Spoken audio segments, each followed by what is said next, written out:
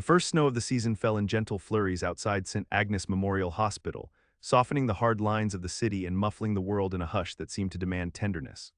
Inside the geriatric wing, Nurse Clara Whitlow moved with her usual quiet efficiency, her navy scrub swaying just slightly as she checked vitals, fluffed pillows, and smiled softly at patients who more often than not didn't remember her name. She didn't mind. Clara had always believed healing wasn't just about medicine.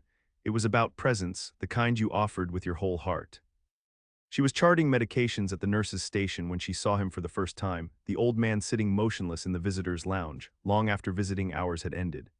His coat was draped over his thin shoulders, hands clasped tightly in his lap as though he was holding something together.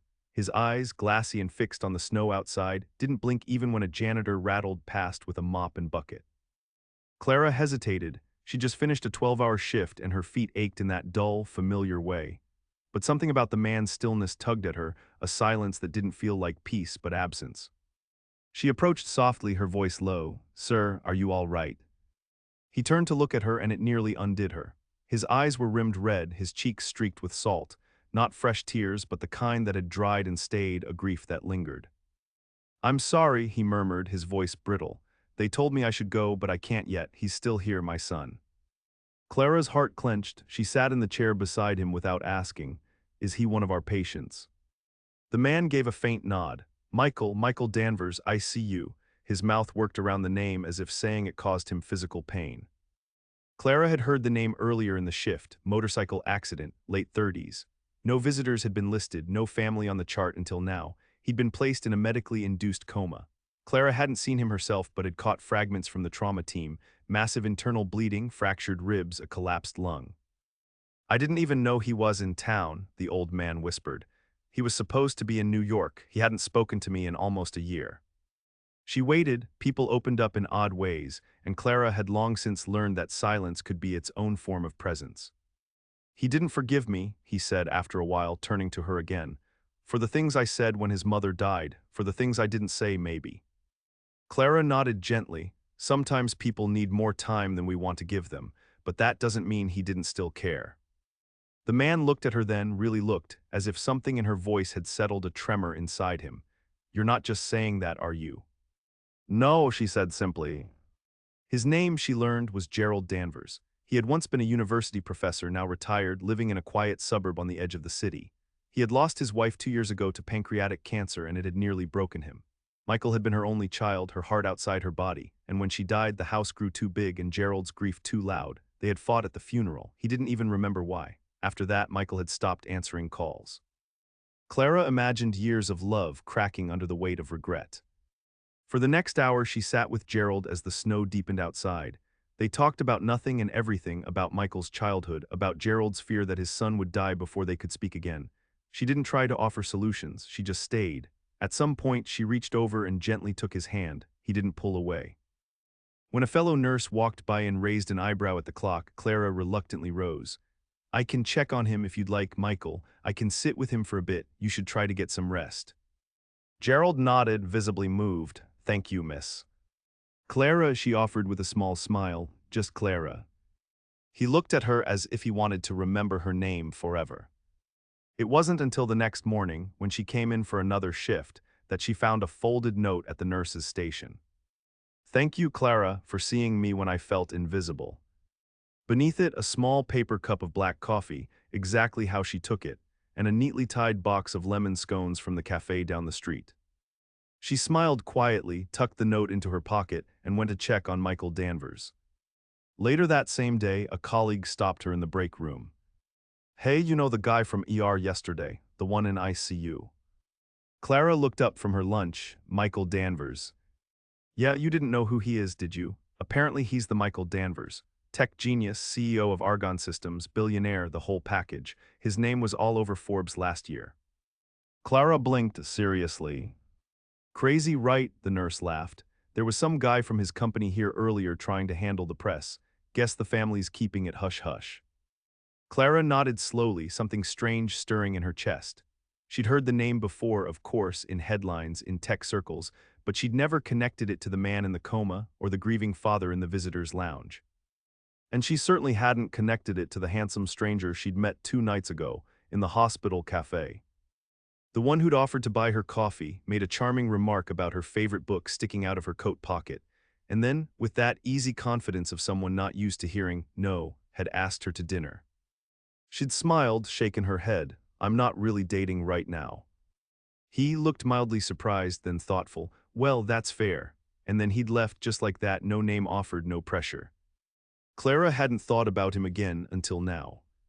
She felt the hair on her arms prickle. Something told her this story was far from over. Clara didn't return to the ICU until after her lunch break. She wasn't assigned there, but she found a quiet moment to slip in, check Michael Danvers' vitals, and sit for a moment in the cool hush of his room.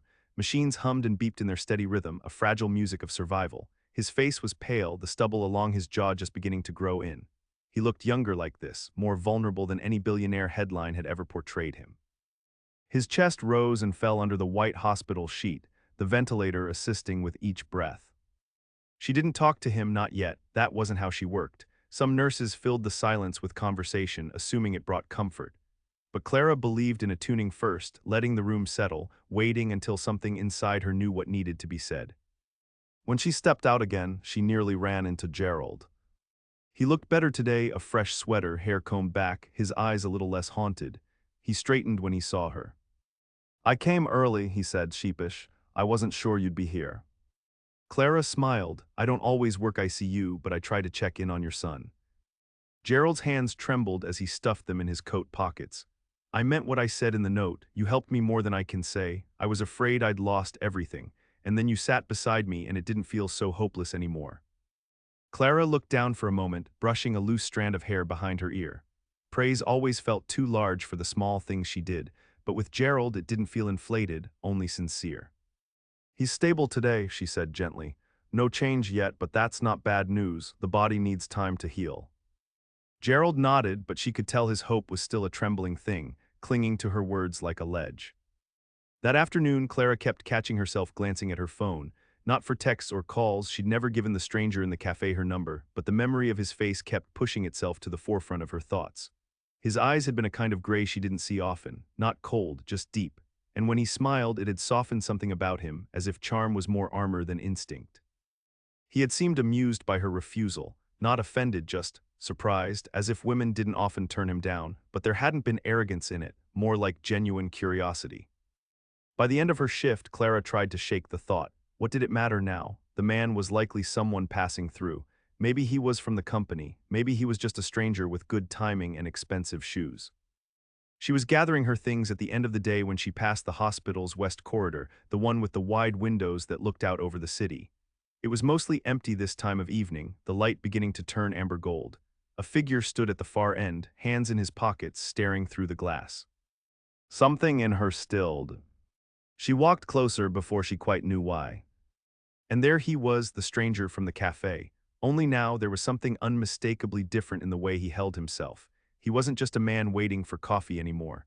There was gravity in the slope of his shoulders, in the tight line of his jaw. He turned as she approached, and a quiet recognition passed between them. "I didn't expect to see you here," Clara said. "I could say the same," he replied, voice soft. She hesitated, then offered a small smile. "Hospital's kind of my second home." A flicker of something passed through his eyes, a shadow, maybe grief. He nodded slowly. "Yeah, I've come to hate hospitals, but I guess we all end up here eventually." "You have someone here?" she asked, though something in her already knew. "My father," he said after a pause, "and my own body, I guess." Clara's heart stilled, she stared at him. "I woke up last night," he said, foggy mostly, couldn't talk, but the nurse told me I'd been out for days, that I had visitors, my father, and someone named Clara who kept checking in. She swallowed. "Michael." He gave a wry, tired smile. "The coma didn't scramble all my memory. I know I met you 2 days ago, in the cafe." Clara felt her knees almost buckle.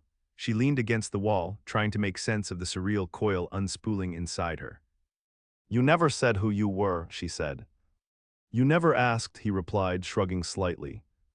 Her thoughts swam with flashes, Gerald's trembling hands, the heartbreak in his voice, her own refusal at the cafe. "I had no idea your father," he didn't say. "We hadn't spoken in a long time," Michael murmured. "That wasn't his fault." There was a silence between them, but it wasn't cold, just full of things not yet said. "I thought about you," he added. While I was asleep, I don't know how, but I remember your voice, not the words, just the feeling of it, like someone kept holding the light on. Clara's throat tightened. She didn't know what to say to that. I know you said you're not dating right now, Michael continued. And this isn't me trying again, I just wanted to thank you. You sat with my father. That means more to me than I can say. Clara searched his face, the healing bruises along his jaw, the faint tremor in his hand. This was not a billionaire in a glass tower. This was a man who had nearly died, whose father sat weeping in a hospital lounge, who was still trying to piece himself back together. She stepped forward quiet. Your father thinks you never forgave him. Michael looked down, jaw tightening. I didn't, not for a while. But, but I was going to, he said. I was coming back to tell him that, the accident, it happened on the way. She felt tears rising in her chest, not hers, his father's, all of it. He thinks he failed you, she said softly. I failed him too. Clara took his hand, the one not tethered by an IV, and held it just for a moment. You're both still here, she whispered. Michael didn't speak, but he didn't let go. And somewhere in that quiet corridor, something shifted, not grandly, not like the movies, but like warmth entering a cold room, like breath after a long silence. When she left him to rest, she passed Gerald in the hallway. He was carrying a paper bag with books and a photo in a simple frame. I was going to bring him this, he said. It's from his high school graduation. We were happy that day. I thought maybe he might like to see that again. Clara smiled, touched. He'll love it. Gerald nodded, then hesitated. Do you think he'll let me talk to him? I think he wants to, Clara said, but he's scared just like you. Gerald's mouth twitched. We're stubborn men. My wife always said it was our biggest flaw. Then maybe let your love be louder than your pride, she said. Gerald looked at her as if she'd handed him something sacred. Later, when the sun had dipped below the skyline and the city lights blinked to life, Clara stood at the hospital's front doors. She wasn't ready to go home yet. She turned, glancing back toward the ICU. Two silhouettes now stood by the room's window, father and son. Still healing, but standing. And somewhere deep in her chest, something began to stir. Not hope exactly, but the beginning of it. 3 days passed. In the soft rhythm of hospital life, time blurred not in laziness but in the slow tide of recovery. For Clara, each shift was filled with the ordinary kind of sacred, bringing water to dry lips, warming a blanket for a cold hand, changing dressings while speaking gently enough to soften the sting. She built a life out of small, tender moments like these, never expecting them to ripple outward the way they now had. Michael Danvers had been moved out of ICU and into a private room by the end of the week. His progress surprised even the doctors, the way he responded to weaning off the ventilator, the strength he began regaining in his hands, how his eyes stayed clearer longer each day. Clara told herself it was just biology, the body doing what it was meant to do. But in truth, she believed something deeper was at work, forgiveness maybe, the ache of grief finally loosening its grip. She hadn't meant to become part of it, and yet now every time she passed his door, her feet slowed. Every time she spoke with Gerald in the cafeteria, now a daily ritual, his words turned toward his son and hers followed naturally, drawn to Michael like a current she couldn't resist. One evening near the end of her shift, Clara found a note tucked behind the clipboard outside Michael's room. Come in if you're not too tired. I saved you the last orange from my lunch tray. No promises on its quality. Hospital fruit is criminal. Smiling, she stepped inside. He was propped up in bed, pale but alert, a mischievous glint in his eyes despite the bruising still fading around them. On his tray, beside a peeled orange carefully divided into wedges, sat a paperback copy of East of Eden. She raised a brow. Steinbeck. I remembered it was sticking out of your coat pocket that day, he said. I thought I'd give it another chance. And I'm not sure if it's the morphine or the writing, but it's hitting differently now. She sat in the chair by his bed, unwrapping her scarf. You probably weren't looking for meaning last time you read it. He considered that maybe I wasn't ready to feel that much. They shared the orange in comfortable silence, the citrus bright and sharp on Clara's tongue after a long day. She asked how his pain was, how his breathing felt, if the physical therapy team had visited. He answered with surprising honesty, no performative strength, no deflection, just a man laying himself bare in small ways. When the tray was empty and the sun dipped low, painting the windows a warm bronze, he asked, Do you think it's strange, me asking you to stay? Clara shook her head. No, I think people find each other when they need to. His gaze held hers. What if I need you more than I should? The air seemed to still between them. Clara looked away, gathering herself. You're healing. Things feel clearer than they are. He nodded, but he didn't look hurt. Only, quiet. I'm not asking for anything. I just want you to know that the night before my accident, I'd made reservations for a restaurant near here. After the cafe, I couldn't stop thinking about how you said no without flinching, how honest it felt. I was going to wait a few days, then ask again, but gently. She looked at him, startled. I was hoping, he continued, that you'd change your mind, not because of who I am, but because you'd trust me enough to try. Clara's chest swelled with something unnameable. She didn't speak, couldn't. All she knew was that he had peeled her defenses away not with charm or pressure, but with the simple persistence of showing up again and again, real and raw. She rose a few minutes later, heart pounding. I'll see you tomorrow, she said, barely above a whisper. And he smiled as though that was all the answer he'd needed. Gerald found her in the hospital garden the next morning, hunched on a bench with her coffee cooling between her hands. He sat beside her, the way old men do when they know they're welcome, but still ask permission by the quietness of their approach. He told me what you said, he murmured. Clara turned her head, uncertain. About what? Let your love be louder than your pride, Gerald repeated. You said that, and I listened. He reached into his coat pocket and pulled out a small velvet pouch. From it, he drew a thin silver chain with a simple charm, a compass. It was his mother, Gerald said. She gave it to me when Michael was born, said it would remind me which way was true when the road got rough. I want him to have it. I was going to give it to him after she passed, but I never found the right moment. Clara held it gently in her palm, then looked at him. You don't need me to give it to him. I know, he said, but maybe it'll mean more coming from you. She carried the necklace to Michael's room that afternoon and laid it on the tray beside his hand. When he saw it, something in him folded, quietly and completely. He didn't cry, not then. But she saw it in the way he closed his hand over it, reverent, as if holding a piece of someone he'd been missing in more ways than one. Later that night, Clara stood by the vending machines at the far end of the corridor, trying to summon the energy to make a choice between stale pretzels and warm almonds. A soft voice broke her concentration. You always come here when you need space. She turned. Michael leaned slightly on a cane, his physical therapist trailing a few paces behind. I'm supposed to be walking 5 minutes an hour, he said. I bribed her with a granola bar to let me find you. Clara crossed her arms, trying to hide her smile. That's dangerous, I could be anywhere. He tilted his head. You're always near light, gardens, windows, vending machines. She shook her head, but her heart was racing. I've been thinking, he said, about what I said before, about needing you more than I should. And I still do, but I think maybe I shouldn't be afraid of that. She held his gaze. Something inside her, something long guarded, eased open like a door left ajar for too long. I don't do whirlwind, she said. I don't do fairy tales. I'm not asking you to, he replied. Just a beginning, one we both walk into with our eyes open. Clara didn't answer. She just took the warm almonds from the vending machine and handed them to him, a yes wrapped in silence. He grinned. Best first date food I've ever been offered. And in the soft hum of the hallway lights, two lives began to bend gently toward each other.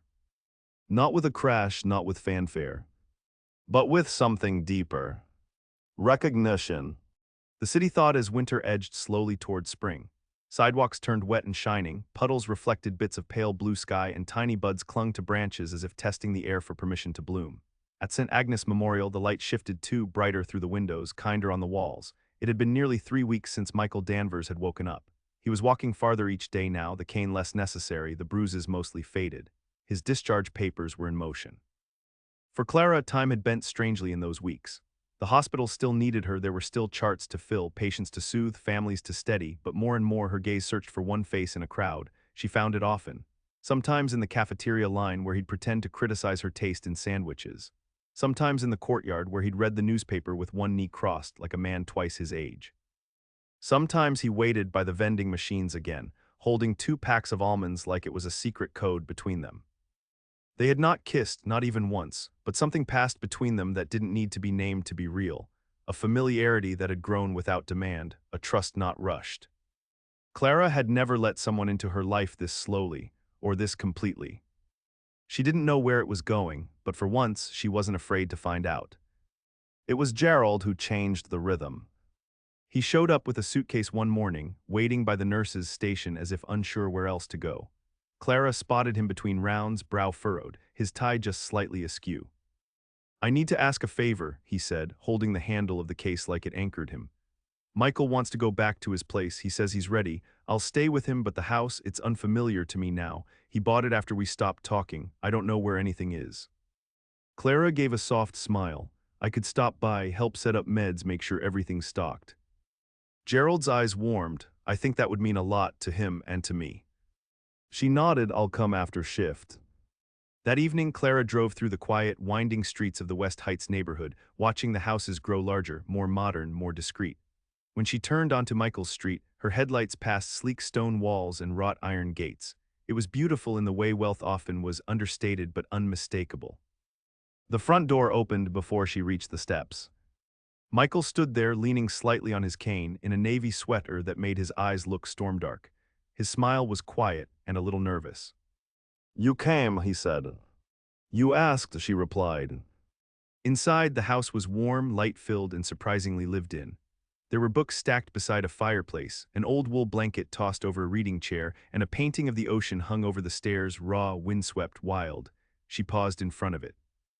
"My mother painted that," Michael said behind her, "the year before she died." Clara turned to him, heart-catching. "It's beautiful." She used to say it was what love felt like wind and salt and risk. They stood there for a moment, the air between them charged and soft. She spent the next hour setting out medication instructions on the counter, writing notes for Gerald, checking that supplies were in place. When she turned to tell Michael she'd be going, he was watching her, not like a man watching a nurse, but like someone memorizing a moment. "You've made this house feel like a home," he said. Clara gave a quiet laugh. "It's the same house it was when I got here." "No, it's not." He walked toward her slowly, the cane nearly forgotten. When he reached her, he didn't touch her, just looked deeply. "Can I tell you something?" he asked. "Of course." "I used to think I had everything," he said. "Money, power, control, but none of it mattered when I was lying in that bed, not knowing if I'd wake up. And when I did wake up, all I wanted was to hear the voice that had stayed with me. I didn't even know it was real at first, but it was you." Clara felt her breath lodge in her throat. "You didn't fall for me, Michael," she said gently. "You were healing. It's easy to think something is love when everything's broken." "I'm not saying I'm in love with you," he said. "I'm saying you're the first thing that's made sense to me in a long time, and if there's any part of you, any small part, that feels the same, I'd wait, as long as it takes." She stepped back slightly, emotions crashing through her. "I've built a life by keeping things steady," she said. "Predictable, because I know what it's like when things fall apart." Michael nodded, voice quiet. "Me too. I've cared for a lot of people, gotten close, watched them go." Her voice trembled. "And I don't know if I have it in me to be hurt by someone who has a whole world waiting outside these walls." "I don't want the world," he said, "not if you're not in it." Clara looked at him, really looked, and something inside her cracked, not painfully, but like a shell she hadn't realized was still around her heart. She stepped forward, closer than they'd been since the hospital. Her hand rose, brushing his cheek. "Then don't rush me, let me choose this slowly." Michael's hand covered hers, warm and steady. "I'll be here." The next week passed with quiet steps forward. Clara returned to the hospital, her shifts full of the usual chaos and comfort. But every evening ended the same, a short call from Michael. No pressure, just simple questions. "How was your day? What made you smile? Can I hear your voice before I sleep?" She found herself smiling more, laughing even, and when her friends began to notice the change in her, she didn't deflect, she let it be. It was Gerald who gave her the final nudge. He came to the hospital on a quiet Tuesday, holding a letter. "I found this in a drawer," he said. "It was one Michael wrote the night before his accident. It was never sent. I think he meant to give it to me." Clara took it carefully. Gerald's voice shook. "I read it. He forgave me, Clara, long before either of us knew how to say it out loud. That's what you gave us, the space to begin again." Clara felt her throat tighten. "You gave that to each other." "No," Gerald said. "We found each other again because you showed up, you stayed, you listened, and you gave both of us something we thought we'd lost, the chance to be better." That night, Clara walked into Michael's house without knocking. He looked up from the kitchen, startled. "Did something happen?" She stepped toward him, eyes soft. "Yes." And then finally, she kissed him. Not like a promise, but like a beginning. And Michael, ever patient, ever quiet with her, kissed her back the same way. Like a man who had waited his whole life to feel seen. Spring arrived all at once, as it always seemed to in the city, subtle until it was. Trees burst into bloom along the avenues, the pale pink of cherry blossoms brushing against glass buildings like nature's soft defiance. Parks filled with laughter again. Open windows let in the scent of rain on warm pavement. Clara walked through the hospital doors one morning and noticed the air inside had shifted too. It was lighter in ways she couldn't quite name. Maybe it was the season, or maybe it was her.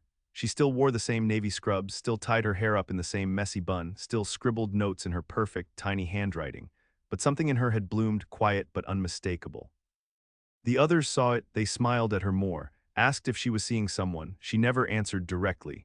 Not because she was hiding anything, but because what they were building still felt like something tender, worth protecting while it took root.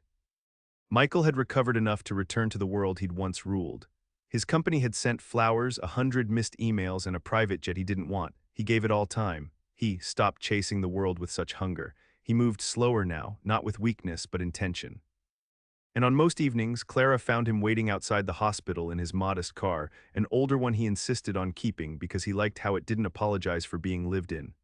Sometimes he had tea waiting, sometimes dinner, once just a folded poem on the passenger seat. She had stopped saying no. But she hadn't said yes either. Not the kind of yes that changes everything. It happened on a Saturday in late April. Clara wasn't working. She spent the morning running errands, returning library books, folding warm laundry while sunlight danced on the floor of her small apartment. When the doorbell rang, she opened it expecting a delivery. Instead, there stood Gerald. He held a small, battered shoebox in his hands, tied with a string. "I hope I'm not intruding," he said, smiling shyly. "Michael told me you had the day off." She invited him in, made tea, listened as he sat at her table like he'd done it 100 times. "I wanted to give you this," he said, placing the box in front of her. "It's nothing valuable, just memories, but you're part of them now." Clara untied the string and lifted the lid. Inside were letters, yellowed, creased, and photographs of a younger Gerald, a younger Michael, and a woman with eyes like the sea, Michael's mother. Clara held one picture up, a beach day. Michael, maybe 6 years old, grinning with an oversized sun hat on, his mother holding his hand mid-laugh. "She was the strong one," Gerald said quietly, "and when she left, we both lost our compass." Clara looked at him, touched beyond words. "I see her in you," he continued. "Not her face, but the way she loved, steady, with her whole being." She closed the box, tears pressing at the corners of her eyes. "Thank you for trusting me with this." He reached across the table, rested his hand on hers. "You brought my son back. Whatever happens next, I'll always be grateful." That evening she found Michael not in his car, but in the hospital garden. He stood beneath the blooming dogwood tree, tie loosened, sleeves rolled up, staring at the clouds with a kind of reverence. "You didn't wait out front," she said, approaching. He turned, smiled softly. "Thought I'd wait somewhere that reminded me of the beginning." She sat beside him on the bench. "You remember the exact spot." "I remember everything." They sat in silence, the gentle breeze brushing through the branches above. Then Clara spoke. "When my mother got sick," she said, voice low, "I visited every day after nursing school. I thought if I was careful enough, if I followed every instruction, never missed a dose, I could keep her with me. But I couldn't, and when she died, I decided I'd never let anyone need me like that again." Michael's head turned, his expression softened.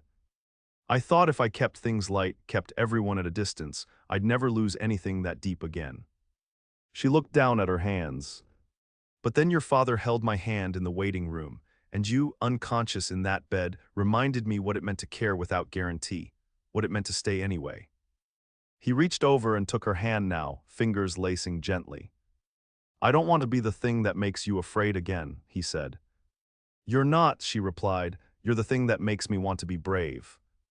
And then finally, fully, she said it. "Yes, to him, to this, to whatever might come next." Michael leaned in, and their kiss was no longer hesitant, no longer a maybe.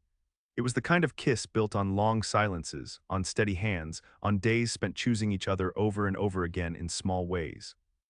When they parted, she rested her forehead against his.